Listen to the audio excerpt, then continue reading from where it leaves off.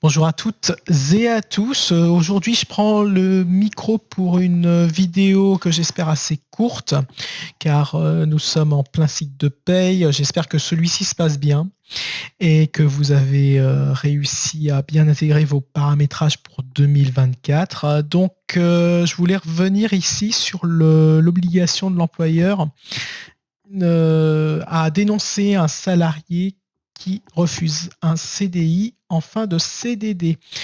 Donc il y a bien un caractère obligatoire de la démarche, mais il restait quand même une interrogation de ma part sur les sanctions encourues, car je n'avais rien vu sur les textes parus.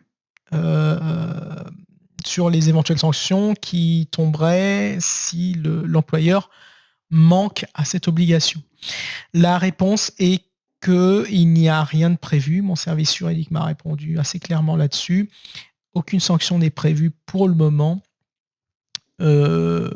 pour un employeur qui oublierait de dénoncer son salarié. D'ailleurs, on apprend ici que ça concerne que le droit privé. Le public n'a pas cette contrainte. Je voulais revenir aussi sur les mises à jour de Silae. Donc, Silae Pay a eu une mise à jour comme tous les mardis avec cette nouvelle interface qu'ils avaient annoncé de l'interface d'aide en ligne, donc qui est très sobre, dont il faudra voir à l'utilisation, mais qui, je pense, est un pas dans la bonne direction. D'ailleurs, ces mises à jour, vous avez la nouveauté de cette semaine 4, notamment la création du forum communautaire Silae. Alors, qu'est-ce que c'est? Alors, pour s'y inscrire, donc, ils vous disent qu'il faut cliquer dans le logiciel sur cette icône. Et donc, vous allez pouvoir choisir un nom d'utilisateur. Le mail, vous ne pouvez pas le modifier. C'est le mail avec lequel vous vous connectez. D'ailleurs, l'accès n'est pas autorisé sur des clients à qui vous auriez donné l'accès. Attention, ça reste assez limité au niveau de l'accessibilité à ce type de forum.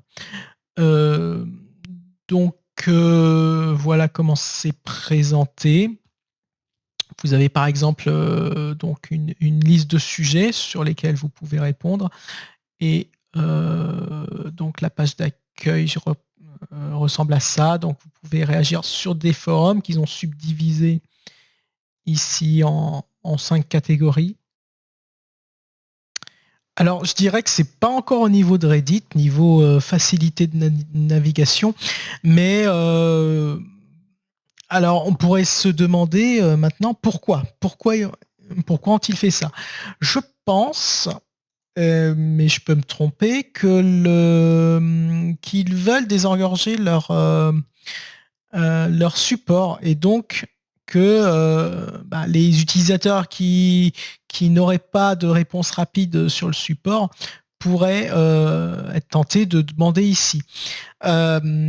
Sachant que c'est à la fois bien et pas bien, parce que vous pouvez...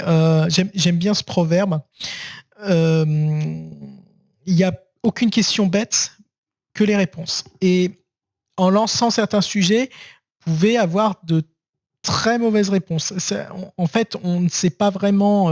Vous avez des questions évidemment qui émanent de tous les niveaux, et aussi des réponses qui vont arriver, et certainement de tout niveau. C'est-à-dire que des personnes vont pouvoir répondre sur quelque chose qui marche sur leur dossier ou sur leur convention, mais qui ne marcherait pas du tout dans le cas de la personne qui poste.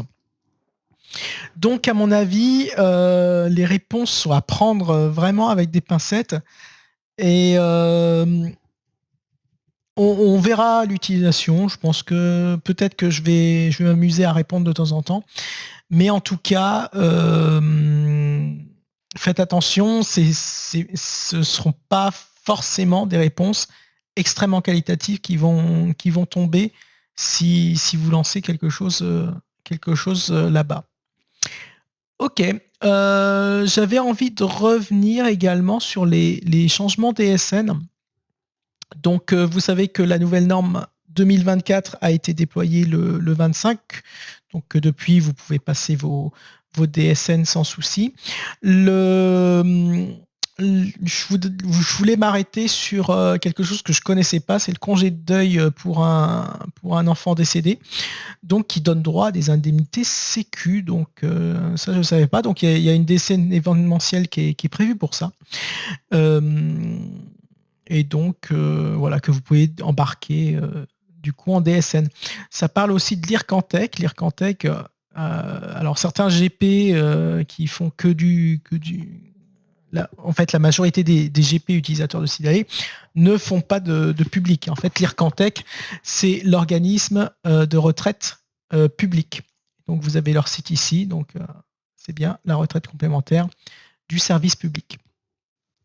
Il y a aussi du recouvrement, du transfert de recouvrement de la CRPCEN. Alors, la CRPCEN, si vous ne l'avez jamais croisée, en fait, c'est la caisse qui se substitue à l'URSSAF pour les cotisations sociales chez les notaires. Et donc, vous avez leur site ici.